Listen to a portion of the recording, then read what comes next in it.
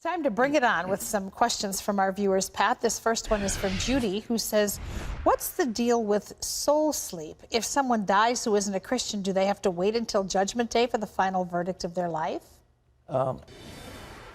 If you read what Jesus had to say about the rich man and Lazarus, the rich man, well, Lazarus died and it was carried by the angels to Abraham's bosom. The rich man died and woke up in hell where there was a torment, and he asked, please have him touch his finger, give me a drop of water because I'm tormented by this flame. So he was suffering immediately.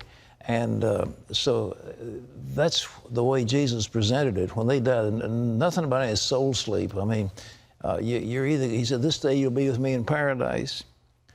Rich man, you know, immediately wound up in hell. All right. This is Anne, who says, the Bible told the Hebrews not to marry non-Hebrews, yet Moses married an Egyptian, Joseph married an Egyptian, even Abraham married again after Sarah died. Were these men of faith violating God's commandment? And if so, why do we still revere them? Well, the commandments that you're referring to didn't take place till they were codified on the Mosaic Law, and by then all those other things had happened. You're talking about people that predated the law, and those strictures applied to the Jewish people, indeed, but Moses didn't. And, you know, if you look at the background, the genealogy of Jesus himself, there are a number of Gentile women who show up in his background. You know, the harlot Rahab, for example, she was a Gentile, but she's in his background. And so I think it shows that Jesus was a uniter of Jews and Gentiles. Okay, this is Eleanor, who says, it seems to me like the closer I walk with God, bad things happen more often. I lost my job. I feel as if I'm losing my husband. I thought everything was supposed to be okay. Can you help me to understand? You know, I've ridden in an airplane, the Concorde, that goes through the sound barrier. And when it gets to the sound barrier, it bumps. In the old days, they thought those planes were going to shake apart. They'd come to the sound barrier and they'd start shaking violently. And then they'd go through, and then it was quiet. I mean, it's the most beautiful quiet because you're ahead of sound, and it's beautiful. There's a turbulent period when you come to the Lord, when you're breaking out of selfishness, satanic activity, whatever you're doing, and move in to the spiritual life of the Lord. And at that point, there is a shaking.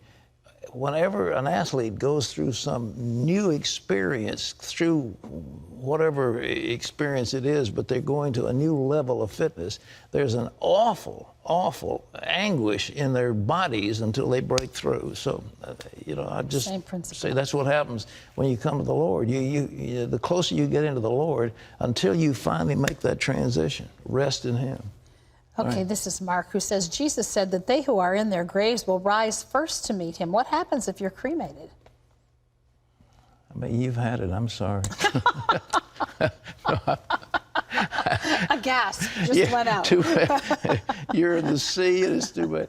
No, I'm being facetious, but what happens is your spirit lives on. Whatever happens to your body, it's gone. But the recreated body will join with your spirit by action of the Lord, and it has nothing to do with the way you're buried. All right. Okay, this is Victoria, who says, I've been married to my second husband for 30 years. We have a beautiful family together. Lately, I've been feeling others criticize me because of my first marriage, which I left because my husband was abusing me. Someone called me an adulteress because I married someone else, saying that the only biblical grounds for divorce is infidelity. Is this true? Would God have wanted me to stay with the man who was hurting me? You've been married for 30 years. What kind of a church are you going to with people pulling that stuff on you? I mean, that really is just horrible. Now, look, the Pauline privilege, and I say this is true, if the unbeliever is pleased to depart, let him depart. The brother or sister is not bound in that case. All right. Now, what if a man is so abusive that it's impossible to live with him? What if he actually beats you? What if he abuses you so badly you're losing your mind? People do that. There's torture in marriages. Yeah.